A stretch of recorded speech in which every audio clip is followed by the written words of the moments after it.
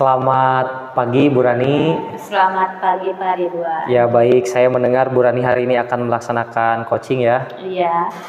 Oke, kali ini mungkin saya akan berdiskusi dengan Bu Rani terkait rubrik apa saja yang harus dipersiapkan dalam percakapan coaching ya. Iya Pak. Yang pertama,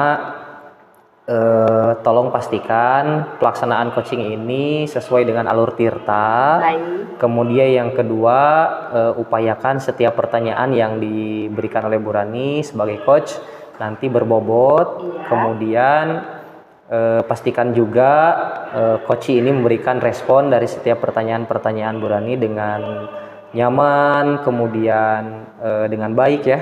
Iya. Kemudian yang selanjutnya itu perhatikan juga prinsip coaching. Yang pertama kemitraan, kemudian proses kreatif, kemudian memaksimalkan potensi yang dimiliki oleh coaching. Baik. Itu mungkin. Baik Pak. Baik, saya yakin Bu Rani sudah paham ya Iya. terkait hal itu. Selanjutnya mungkin ada beberapa hal yang harus saya pertanyakan nih. Yang pertama, kompetensi coaching apa nih yang akan dikembangkan oleh Bu Rani pada proses nanti? Mungkin saya akan menggunakan kompetensi coaching mengenai kehadiran penuh ya Pak ya. Mendengarkan secara aktif dan memberikan pertanyaan yang berbobot terhadap coach. Bagus. Nah, dari ketiga poin tadi mungkin yang lebih spesifik dari segi mana nih? Yang lebih spesifik yang akan saya gunakan yaitu mengenai kehadiran penuh ya Pak ya, karena kehadiran penuh sangatlah paling utama karena proses coaching itu akan berjalan ketika coach itu ada dalam kehadiran penuh seperti itu. Bagus. Nah, mungkin nanti mudah-mudahan bisa berjalan dengan lancar ya Bu ya. Iya. Nah, yang selanjutnya kira-kira apa nih indikator ketercapaian dari tujuan pengembangan yang diinginkan Bu? Saya menginginkan ketercapaian mengenai menyimak ya Pak, menyimak secara fokus dan memperhatikan obrolan-obrolan dari coaching dengan kesadaran penuh seperti itu. Baik, mudah-mudahan proses coaching hari ini bisa berjalan dengan lancar, kemudian setiap apapun permasalahan yang dihadapi oleh coaching nanti bisa ditemukan solusinya ya Bu. Iya, baik. Selamat menjalankan tugas. Iya. Terima kasih. Oke, sama-sama Pak. Selamat pagi Pak Dian. Selamat pagi Bu. Apa kabarnya? Alhamdulillah baik. Ibu gimana kabarnya Bu? Alhamdulillah baik. Bagaimana Pak mengenai kegiatan-kegiatan Bapak di sekolah belakangan ini?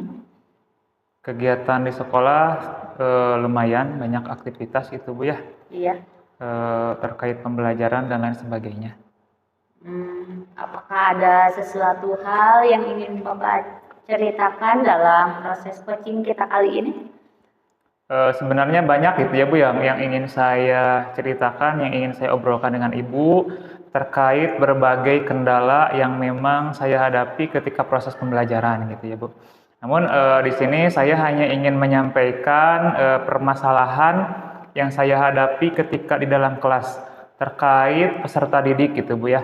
Jadi ketika proses pembelajaran, khususnya pembelajaran saya gitu ya, bahasa Inggris, ada beberapa siswa yang memang kurang minat dalam pembelajaran gitu Bu. Jadi mereka itu terkadang ada beberapa siswa yang memang ketika proses pembelajaran itu malah main handphone gitu ya. Kemudian mengganggu teman-temannya yang memang mau belajar. Otomatis kan proses pembelajaran menjadi terhambat gitu karena beberapa siswa tersebut gitu Bu. Oh iya Pak, baik.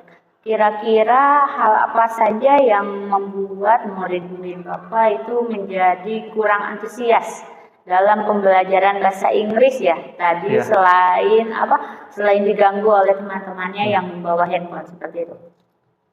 Sebenarnya rata-rata gitu ya, kebanyakan siswa itu ketika proses bahasa Inggris kesulitannya itu di bagian pronunciation, kemudian di bagian meaning gitu ya. Jadi mereka kesulitan membedakan cara membaca, misalnya kalau satu itu kan one gitu ya. Kadang ada beberapa peserta didik yang memang masih membacanya itu one gitu, bukan kan masih jauh gitu ya. Itu kan sebenarnya di SD juga kan sudah dipelajari gitu ya. Tapi rata-rata ada sebagian siswa yang memang masih kesulitan dalam pronunciation seperti itu. Oh begitu Pak. Jadi menurut Bapak proses pembelajaran seperti itu yang membuat siswa itu kesulitan ya. Adakah caranya untuk mengatasi permasalahan tersebut Pak? Ya. Terkait permasalahan tersebut, saya sedang berupaya gitu ya dengan menggunakan berbagai hal yang memang sesuai. Salah satunya dengan menggunakan video pembelajaran interaktif. Nah, video pembelajaran interaktif itu saya memberikan salah satu contoh video misalnya terkait pembelajaran yang berhubungan dengan pronunciation, tentang pelafalan gitu, bagaimana cara membaca bahasa Inggris, cara soalnya kan rata-rata bahasa Inggris itu apa yang ditulis dan yang diungkapkan, yang diucapkan itu berbeda gitu ya Bu ya. Nah itu juga kan menjadi dasar daripada permasalahan peserta didik ketika proses pembelajaran. Jadi dengan menggunakan video pembelajaran interaktif, saya berharap gitu ya peserta didik itu lebih termotivasi, karena kan video interaktif itu lebih menarik ya. Jadi si anak itu yang tadinya hanya fokus di handphone, mudah-mudahan dengan menggunakan video pembelajaran interaktif, fokus mereka akan teralihkan gitu dengan video yang nanti akan saya tayangkan kepada mereka gitu Bu. Nah, bagus sekali itu Pak. Cara penyelesaian masalahnya. Saya yakin dengan Bapak menggunakan video interaktif tersebut akan membuat anak menjadi semangat dalam belajarnya, kembali lagi antusias dalam ketika berlatih bahasa Inggrisnya ya Pak ya? Iya betul Bu. Jadi rencana Bapak ke depannya selain menggunakan video interaktif, Bapak juga akan menggunakan model-model pembelajaran seperti itu mungkin Pak? Tentunya video interaktif itu kan termasuk media ya. Jadi selain dengan menggunakan media, saya juga akan mencoba menggunakan berbagai metode atau berbagai model pembelajaran yang sesuai dengan peserta didik. Hal ini dimaksudkan supaya peserta didik tadi, permasalahan yang tadi bisa menyelesaikan permasalahan saya terkait kurangnya motivasi. Karena misalnya dengan menggunakan media sudah bisa gitu ya.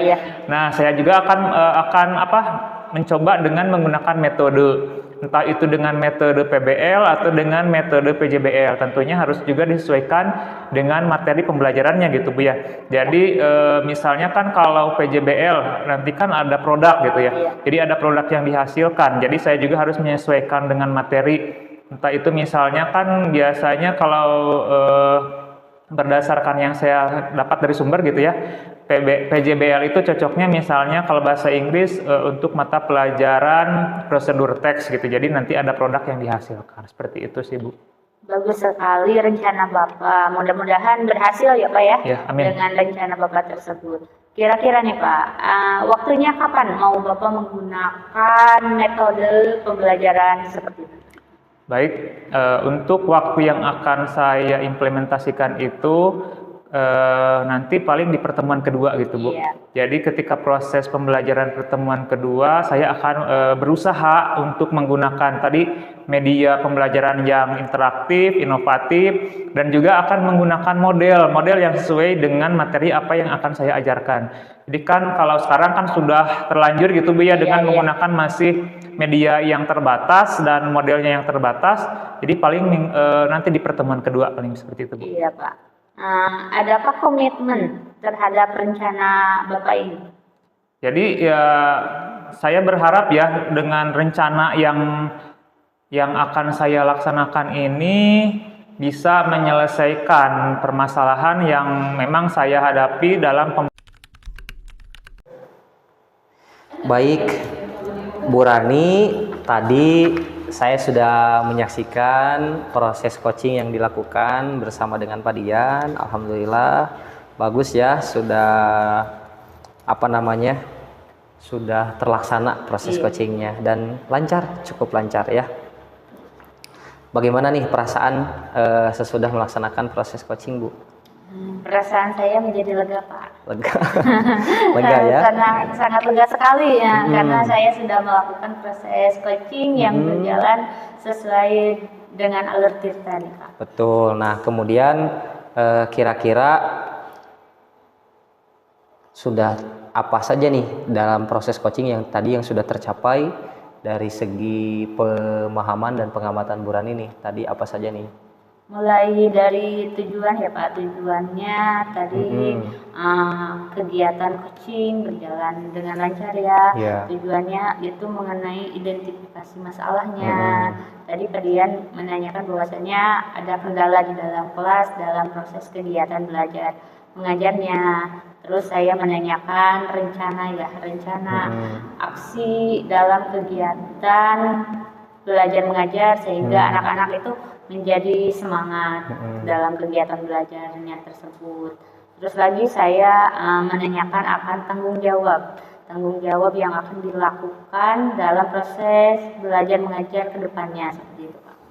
Baik, bagus ya. Tadi saya juga perhatikan bahwa alur tirta sudah tercapai dari mulai tujuan, kemudian mengidentifikasi tadi masalahnya, kemudian rencana aksi, kemudian menanyakan tanggung jawab juga. Fokus tadi Bu Rani itu kalau tidak salah kehadiran penuh ya? Iya. Nah, tadi juga saya melihat apa saja mungkin yang sudah dilakukan oleh Bu Rani. Alhamdulillah Bu Rani dengan seksama memperhatikan setiap permasalahan serta obrolan-obrolan yang mungkin dilakukan oleh Pak Dian juga Bu Rani ya. Kemudian terakhir nih, selain daripada kehadiran penuh, mungkin ada nggak indikator lain yang mungkin akan dikembangkan di kemudian hari supaya bisa memaksimalkan proses coaching yang dilaksanakan oleh Bu Rani mungkin? Mungkin untuk kedepannya saya itu akan lebih mendengarkan secara aktif ya Pak ya, supaya saya itu bisa untuk membuat pertanyaan-pertanyaan yang lebih berbobot sehingga proses coaching itu akan lebih menarik nih Pak, akan lebih menarik, menantang untuk coach memberikan permasalahannya, mencari solusi dari permasalahannya dan kegiatan lainnya seperti itu. Bagus. Mudah-mudahan Bu Rani terus termotivasi. Kalaupun misalnya ada rekan sejawat atau siapapun mungkin ingin melakukan sesi coaching dengan Bu Rani bisa lebih bagus lagi, lebih baik lagi. Terima kasih Bu Rani atas sesi coaching kali ini. Saya mungkin memberikan apresiasi yang sebesar-besarnya kepada Bu Rani. Selamat ya Bu Rani. Oke, sampai bertemu di kemudian hari ya Bu Rani. Iya, selamat.